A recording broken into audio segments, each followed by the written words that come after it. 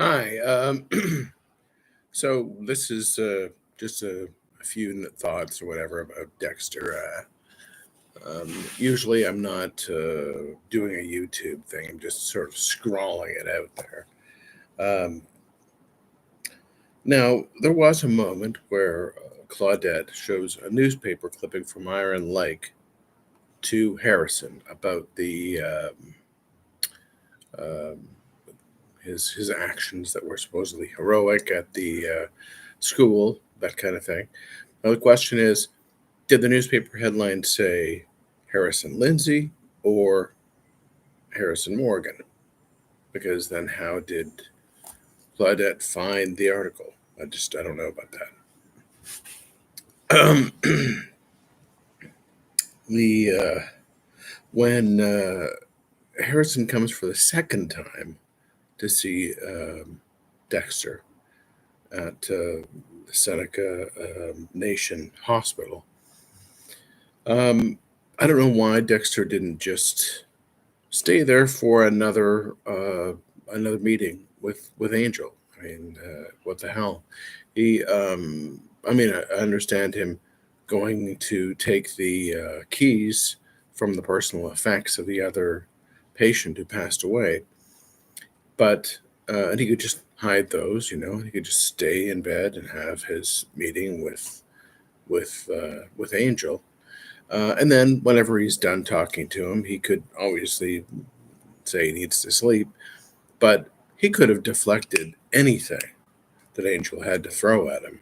Especially, I mean, he was coming up with names like Rita, Deb, people who definitely he did not kill, people who are somehow being blamed. I mean, he might, in his own mind, he might be sort of time traveling to what he could have done. I mean, he could have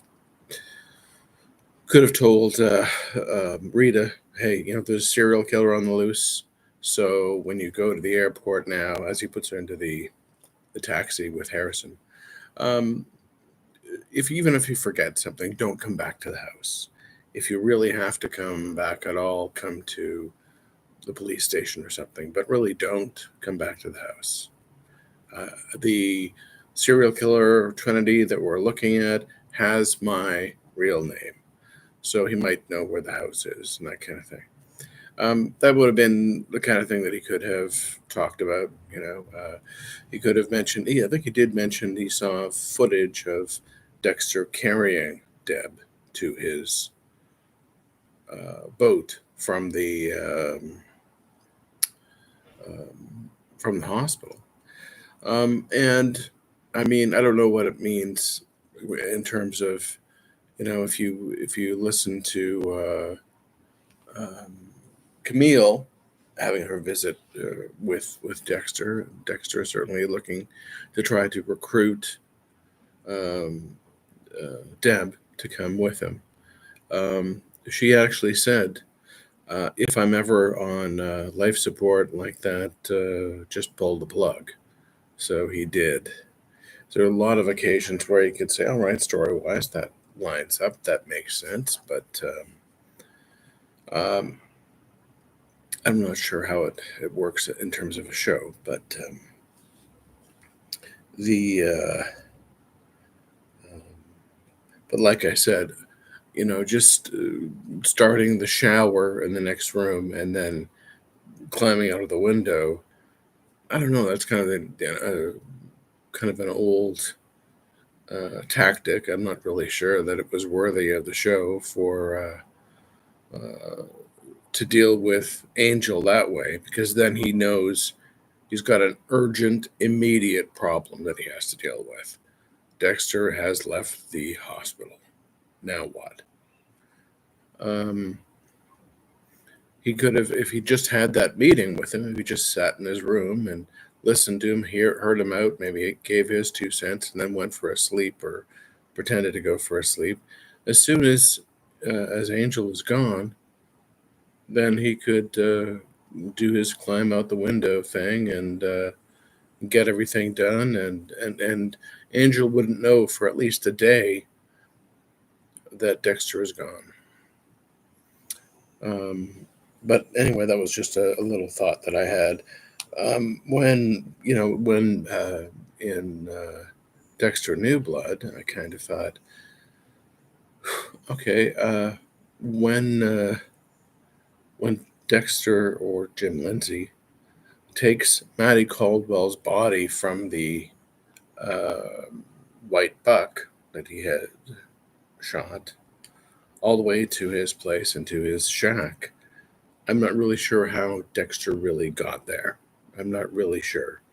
I mean, he could have maybe walked the highway and tried to get a signal. And I mean, he's going to be walking home anyway. He's going to be trying to get his vehicle anyway. But maybe that's what he did. Drove back to the deer and then drove back home. Who knows? Maybe that's what he did. But the thing is, he could have easily called his then girlfriend, and she could have had an ambulance take him to the very same Seneca Nation hospital, and Maddie was not dead. He ended up waking up anyway. I don't think Dexter gave him any M89 or ketamine or anything else. He just thought he was done when he hit the rock or that kind of thing. But anyway, that could have been. I mean, nothing. He didn't have to even have any interaction. Maybe a little bit of interaction with Kurt Caldwell later on. But this whole thing with Maddie wouldn't have happened, and maybe all the events of New Blood wouldn't have happened because it's he wouldn't have broken his 10 years of no killing. So this is like a drug dealer having gone 10 years, or a drug addict having gone 10 years without any drugs. So it's kind of too bad. The um, uh, and the thing about Prater, even what seems to be obvious, that one great scene where Harrison and Dexter in the new show have walked into the auditing of the class, and it happened to be Claudette's class.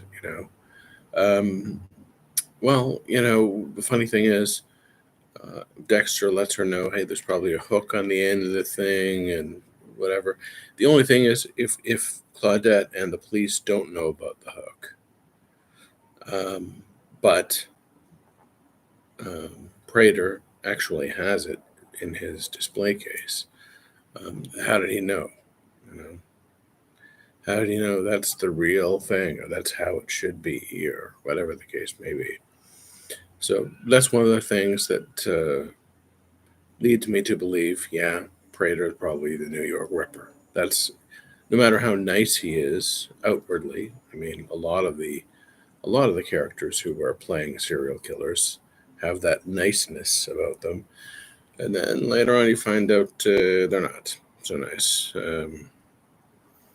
In fact, maybe the Gemini killer was, for the most part, not especially nice. So, but yeah, I think the voice that is actually heard in class is very similar to Peter Dinklage. I think that could have happened. I also think that a lot of the victims are being cut or ripped at the gut, and that might actually correspond with Peter Dinklage's own size. He might be able to just get them that way. So those are my thoughts anyway about Dexter. I mean, I love the show, even if it's a weak episode or a weak show. I'm still probably going to like it anyway. I mean, it's still interesting, and the actors really do something with it. I kind of hope that even though they're handling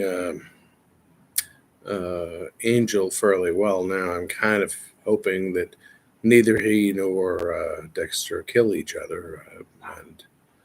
but I think something's going to happen. There is that one shot that we have seen a long time ago that's supposed to be showing Charlie with a gun on Harrison, maybe in the hospital, in the hotel. So hopefully everything works out. But would imagine you're going to have at some point Dexter and Charlie, as you know, Uma Thurman's character, having a little fight, and maybe both of them survive. I don't know that. Uh, I don't think she should be killed off, but she probably will. I don't know. And then, and of course, there's Prater, and it'll be interesting to see how they deal with that. Thank you.